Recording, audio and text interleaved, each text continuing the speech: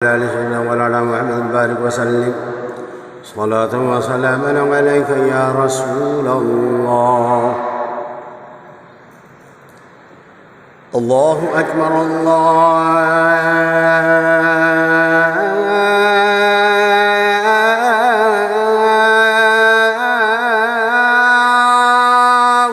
أكبر. اعوذ باللہ من الشیطان الرجیم. بسم اللہ الرحمن الرحیم. لا الہ الا اللہ محمد رسول اللہ صلی اللہ علیہ نبی وعلی آلہ صلی اللہ علیہ وسلم. صلاۃ و سلام علیک یا رسول اللہ صلی اللہ تعالی علیہ وسلم. الحمدللہ رب العالمین الرحمن الرحیم مالک یوم الدین. ایاک نعبد و ایاک نستعین. اهدنا الصراط المستقيم صراط الذين أنعمت عليهم غير المغضوب عليهم ولا الضالين آمين. قل هو الله أحد الله الصمد لم يلد ولم يولد ولم يكن له كفوا أحد. قل هو الله أحد الله الصمد لم يلد ولم يولد ولم يكن له كفوا أحد.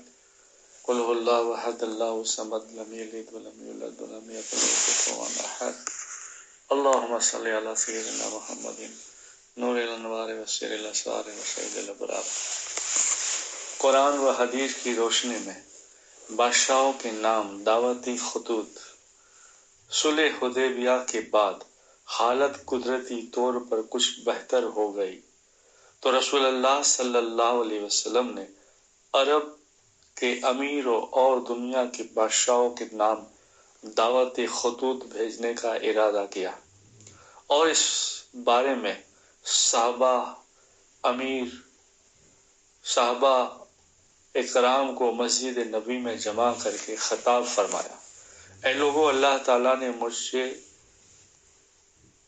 پوری عالم کے لیے رحمت و رسول بنا کر بھیجا ہے، اس لیے میری طرف سے دنیا کو پیغام پہنچاؤ. اللہ تعالیٰ تم پر رحم کرے گا. اور دیکھو، حضرت عیسیٰ علیہ السلام کے حواریوں کی طرح اختلاف نہ کرنا کہ قریب بھیجنے کو کہا تو رضامند ہو گئے اور کہیں دور جانے کا حکم دیا تو زمین پر بوجھ بن کر بیٹھ گئے. آپ صلی اللہ علیہ وسلم نے جانشار صحابہ یہ حکم سنتے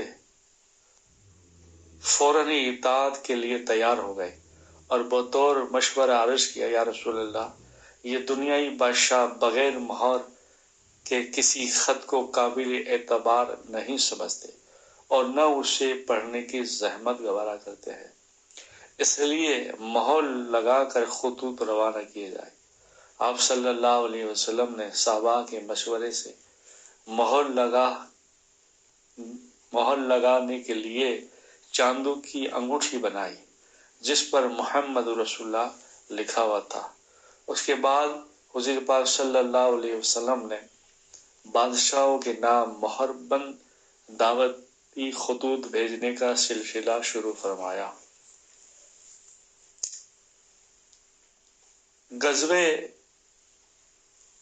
غزوے میں حضرت خبیب بن یاسر کو کندھے اور گردن کے بیچ میں تلوار لگی، جس کی وجہ سے وہ حصہ لٹک پڑا.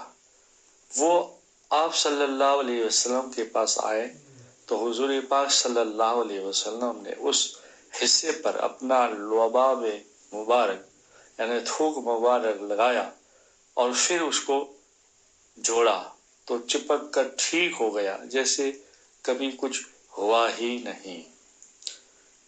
کتاب بہقی دلائل النبوت حدیث پاک 4427. رسول اللہ صلی اللہ علیہ وسلم نے فرمایا، جو کوئی نماز پڑھنا بھول گیا یا نماز کے وقت سوتا رہ گیا تو اللہ اس کا کفارہ یہ ہے کہ جب یاد آئے اسی وقت پڑھ لے.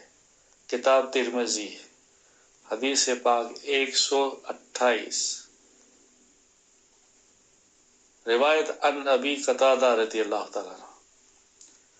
فائدہ: اگر کسی شخص کی نماز کسی عذر کی وجہ سے چھوٹ جائے یا سونے کی حالت میں نماز کا وقت گزر جائے تو بعد میں اس کو پڑھنا فرض ہے۔ رسول اللہ صلی اللہ علیہ وسلم نے گھبراہٹ کے وقت یہ دعا سکھاتے تھے، اعوذ بکلمات اللہ التامات من غضب سے لے کر یحضرون تک۔ ترجمہ اس کا، پناہ مانگتا ہوں میں اللہ کے کامل و مکمل کلمات کے ذریعے اس کے غضب اور عذاب سے اور اس کے بندوں کے شر سے اور شیطان کے وسوسائس و اثرات سے اور اس بات سے کہ شیطان میرے قریب ہو۔ کتاب ابو داؤد حدیث نمبر 3893، روایت عن عبداللہ بن عمر رضی اللہ تعالیٰ عنہ، رسول اللہ صلی اللہ علیہ وسلم نے فرمایا، آدمی جو کچھ اپنے اوپر، اپنی اولاد، بیوی، محرم اور رشتہ داروں پر خرچ کرتا ہے تو اس کو صدقہ کرنے کا ثواب ملتا ہے اور ملے گا۔ کتاب طبرانی حدیث نمبر 7088، روایت عن جابر رضی اللہ تعالیٰ۔ قرآن میں اللہ تعالیٰ فرماتا ہے، جو شخص منہ موڑے گا اور کفر کرے گا تو اللہ تعالیٰ اس کو بڑا عذاب دے گا، پھر ان کو ہمارے پاس آنا ہے، پھر ہمارے ذمے ان کا حساب لینا ہے۔ قرآن پاک سورہ غاشیہ آیت نمبر 23 سے 26 تک۔ قرآن میں اللہ تعالیٰ فرماتا ہے، جو شخص انتہائی حرص و لالچ سے مال جمع کرتا ہے اور پھر وہ خوشی سے اس کو بار بار گنتا ہے اور سمجھتا ہے کہ اس کا یہ مال اس کے پاس ہمیشہ رہے گا، ہرگز نہیں رہے گا، بلکہ اللہ تعالیٰ اس کو ایسی آگ میں ڈالے گا جو ہر چیز کو توڑ پھوڑ کر رکھ دے گی۔ قرآن پاک سورہ حمزہ آیت نمبر 2 سے 4۔ رسول اللہ صلی اللہ علیہ وسلم نے فرمایا، کافر اپنی زبان کو 1 یا 2 فرسخ یعنی تقریباً 12 کلومیٹر تک زمین پر گھسڑتے ہوئے چلے گا، لوگ اس کو رونتے ہوئے اس پر چلیں گے۔